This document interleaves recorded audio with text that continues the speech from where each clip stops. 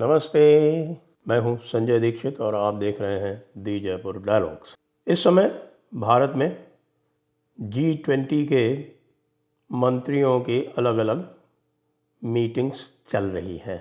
इसी सिलसिले में आपने देखा होगा कि जो एक समिट मीटिंग हुई उसमें कोई नतीजा नहीं निकला, क्योंकि भारत यूक्रेन को लेकर अपने दृष्टिकोण पर पूरी तरह से दृढ़ है।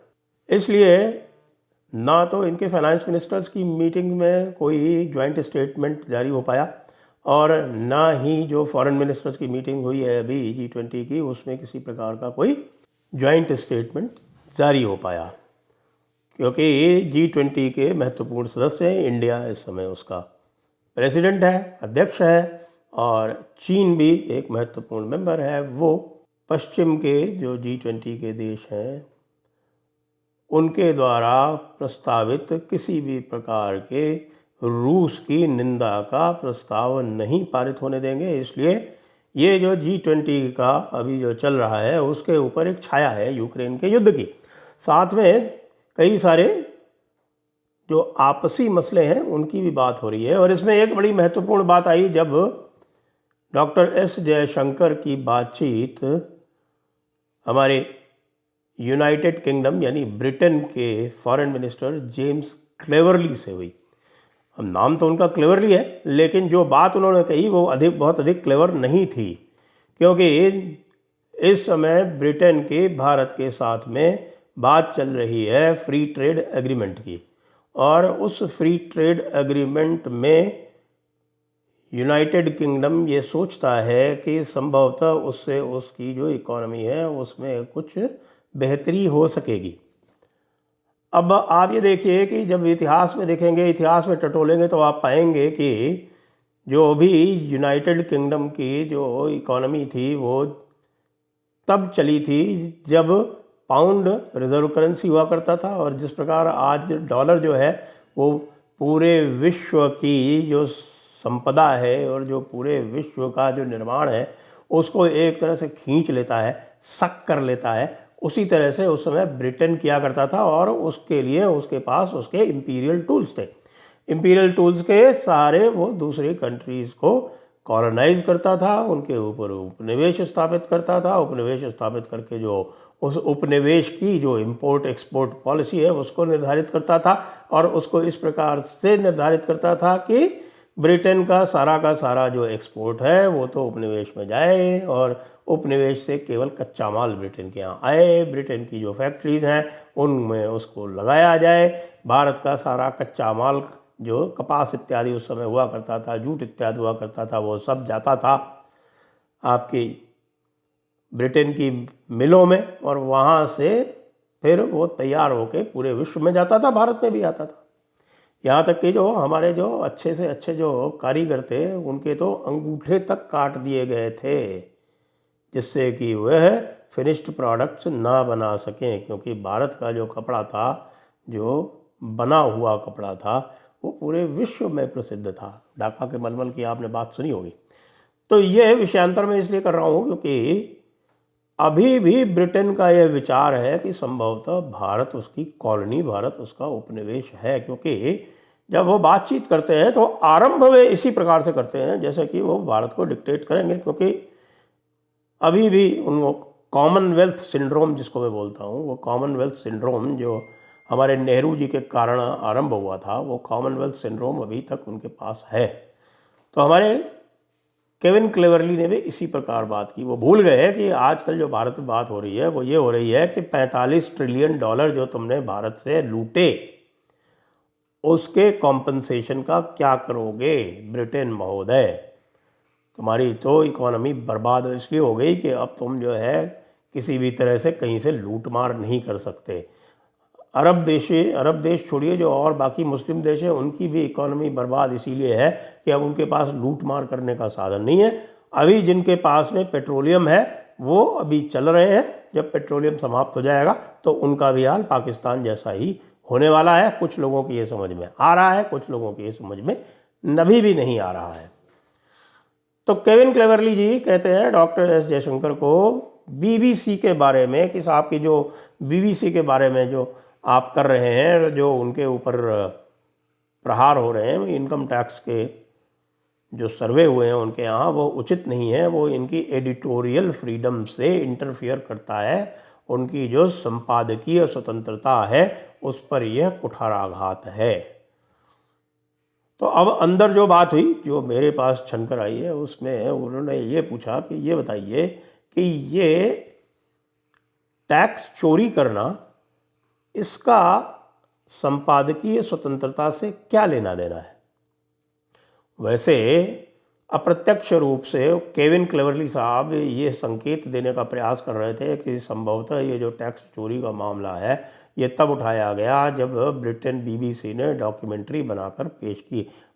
सत्य यह है कि बीबीसी ने डॉक्यूमेंट्री तब बनाई जब उनको लगा कि अब वो इस टैक्स वाले जाल से नहीं बच सकते, क्योंकि इसके नोटिस तो कई वर्षों से चल रहे हैं। लगभग 2 वर्ष से इनसे कैफियत तलब की जा रही है। इनसे नोटिस देकर इनसे एक्सप्लेनेशंस मांगे जा रहे हैं। इनसे कहा जा रहा है कि भाई आप उत्तर दीजिए जो आपने किया है, और जो यहाँ पर आपके विशेषकर जो ट्रांसफ़र प्राइसिंग के जो मामले हैं उसमें जो आपने किया है उसके बारे में आप हमें उत्तर दीजिए, हमें स्पष्ट कीजिए, स्पष्टीकरण दीजिए। तो वो स्पष्टीकरण तो वो दे नहीं रहे। स्पष्टीकरण दें कैसे, क्योंकि गड़बड़ी तो वो कर चुके हैं कि यहाँ जो इनकम होती है उसकी जो उसको रिपैट्रिएट कर देते हैं, और उसको रिपैट्रिएट करने के लिए जो फार्मूला अपनाते हैं वो पूरी तरह से एक नॉन ट्रांसपेरेंट फार्मूला है, जिससे कि वो यहाँ टैक्स देने से बच जाते हैं। तो मसला तो ये था, और मसला 2 वर्ष से चल रहा था। अब बीबीसी ने जब ये देखा कि भाई ये मामला तो ऐसा है और ये जो सरकार है वो इसको छोड़ेगी नहीं, क्योंकि बीबीसी जो है इस समय है वो पूरे विश्व में पश्चिम के जो औपनिवेशिक हित हैं, जो पश्चिम के एक जिसको कहें हेजिमनी, जो एकाधिकारिता, उस एकाधिकारिता को स्थापित करने का मात्र एक टूल है, औजार है उसका। तो उस टूल को ये कतई बर्दाश्त नहीं, उसको कतई ये सहन नहीं कि उसको किसी भी प्रकार से उससे कोई प्रश्न पूछे जाए। तो उसने ये पूरा का पूरा डॉक्यूमेंट्री का धंधा निकाला कि अच्छा तुम्हारी ये हिम्मत, तुम हमसे प्रश्न पूछोगे, तो तुम हमसे यदि प्रश्न पूछोगे तो हम तुम्हारी थू कर देंगे पूरे विश्व में। और उसने एक ऐसी डॉक्यूमेंट्री बनाकर 2 भागों में पेश कर दी जो कि पूरी तरह से जो तथ्य नकारे जा चुके थे जुडिशियली, यानी कि न्यायपालिका द्वारा। और न्यायपालिका भी किसकी, पिछले यूपीए वाले ही जो न्यायपालिका थी, जिसके ऊपर पूरी तरह से दबाव था हमारी कैथोलिक क्वीन का। आप समझ रहे हैं मैं किसकी बात कर रहा हूँ।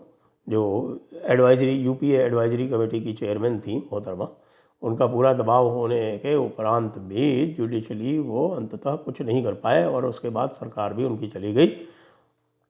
तो और उसके बाद में भी जो कुछ प्रयास किए गए उसमें पूरी तरह से नरेंद्र मोदी को क्लीन चिट हर स्तर पर मिल गई। और हम सभी जानते हैं गुजरात के दंगों में क्या हुआ। आज तक इन्होंने, यहाँ तक कि वो जो डॉक्यूमेंट्री बनाई थी उसमें इन्होंने गोधरा की जो ट्रेन जली थी उसके बारे में कोई उल्लेख नहीं है। केवल एक हल्का सा उल्लेख है कि ऐसा हो गया था। उसमें कहीं नहीं कहा कि वो मॉब मुस्लिम था, कि उसमें कांग्रेस के कॉरपोरेटर थे, कि उसमें इस नृशंस तरीके से किया गया कि जो मरने वाले थे उसमें अधिकतर बच्चे और महिलाएं थीं, और उनको जब आग लगाई गई तो बाहर से दरवाज़ा बंद कर दिया गया, खिड़की से कूदने का प्रयास किया जहाँ पर लोगों ने, उस खिड़की में भी उन्होंने आग के गोले फेंके, जिससे कि लोग अंदर ही रहें, बाहर ना निकल पाएँ। जो फायर ब्रिगेड आ रही थी उसका भी रास्ता रोक दिया गया। इस नृशंस हत्याकांड की बात बीबीसी ने नहीं की। बीबीसी ने बात केवल ये की कि उसके बाद क्या हुआ, जो उसके बाद की प्रतिक्रिया उसमें क्या हुआ। उसके बाद की प्रतिक्रिया में भी ये नहीं बताया कि जो गोलियां चलाई गई उसमें से 200 से अधिक हिंदू मारे गए। तो वो गोली किसने चलवाई भाई? गोली गुजरात सरकार नहीं तो चलवाई होगी ना। दंगे में जो लोग मारे गए जो हिंदू थे, अधिकतर हिंदू थे, बताते हैं 84 मुस्लिम और 250 हिंदू। तो यह क्या था, इसके बारे में कोई बात नहीं होगी आजकल। इसके बारे में बात इसलिए नहीं होगी क्योंकि ये बीबीसी के एजेंडे को, इसको पूरे पश्चिम के एजेंडे को ये सूट नहीं करता है। अतः बीबीसी ने इसको चला के दबाव डालने के लिए, दबाव डालने के एक तरीके के रूप में, एक व्यवस्था के रूप में इन्होंने इसको चलाया। अब ये चल तो गई और YouTube पर उसके लिंक हटा दिए गए, जो सोशल मीडिया था उसके ऊपर लिंक हटा दिए गए। वैसे भी मुझे तो ये लगता है, मैं तो कई बार से ये कह रहा हूँ कि ये नहीं हटवाने चाहिए थे, क्योंकि ये जितनी भी अधिक चलती है वो तो मोदी जी के आभा मंडल में यहाँ वृद्धि ही होती, कमी तो नहीं होती किसी भी प्रकार से। क्योंकि गुजरात के दंगे जो थे वो एक ऐसी हिंदू प्रतिक्रिया थी जिसने ये बता दिया था यहाँ के मुस्लिम अशराफिया को कि हर चीज़ जो है वो पाकिस्तान का रिपीटिशन, पाकिस्तान की पुनरावृत्ति, डायरेक्ट एक्शन डे की पुनरावृत्ति नहीं होगी। गोपाल पाठा तब भी थे और आज भी गोपाल पाठा के अनुगामी जीवित हैं, यह बिल्कुल स्पष्ट रूप से बता दिया गया। तो अब केविन क्लेवरली ने जब ये उठाया तो डॉक्टर जयशंकर ने उनको एक बिल्कुल स्पष्ट रूप से दो टूक शब्दों में और बिल्कुल उनको 2 टके का मानते हुए ये कह दिया कि देखिए साहब, भारत में तो भारत के ही कानून चलेंगे और यह मामला जो है ये टैक्स चोरी से संबंधित है। जो मामला टैक्स चोरी से संबंधित होगा तो उसके संबंध में तो जो टैक्स वाले लोग हैं वही निर्णय करेंगे। इसमें हमें किसी भी देश से किसी भी प्रकार का कोई मार्गदर्शन, कोई डिक्टेशन, कोई कोवर्शन नहीं चाहिए। केविन क्लेवरली जी अपना सा मुंह लेकर रह गए। यद्यपि जब हम डिप्लोमेटिक लैंग्वेज में इसके बारे में कुछ कहते हैं तो उसको बहुत ही सोफिस्टिकेटेड तरीके से कहा जाता है, उसमें अंदर जो गर्मा गर्मी हुई होती है वो बाहर नहीं आती है उन स्टेटमेंट्स में। लेकिन हुआ तो यही कि डॉक्टर जयशंकर ने अपने चिरपरिचित बड़े ही सोफिस्टिकेटेड अंदाज में केविन क्लेवरली से यह कह दिया कि भाई जी किनारे। अब यही आपको बाकी जो G20 की जो मीटिंग्स हो रही हैं उसमें भी देखने को आ रहा है। भारत स्पष्ट रूप से अपनी बात कह रहा है और टेररिज्म के बारे में भी स्पष्ट रूप से अपनी बात पूरे विश्व के सामने रख रहा है और ये कह रहा है कि भाई यहाँ 2 बातें हैं G20 में जिनके ऊपर चर्चा होनी आवश्यक है।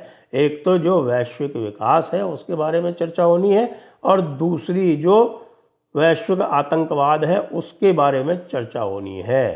तो आप खाली वैश्विक विकास के बारे में बात करके ये कह के कि पश्चिम के लोगों को कैसे जो है अधिक ट्रेड से उनको एडवांटेज मिले, लाभ मिले, यह पर्याप्त नहीं है। वैश्विक आतंकवाद के रूप में भी आपको बात करनी पड़ेगी।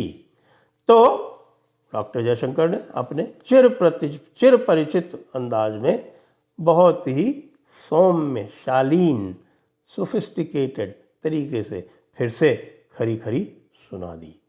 जय हिंद, वंदे मातरम।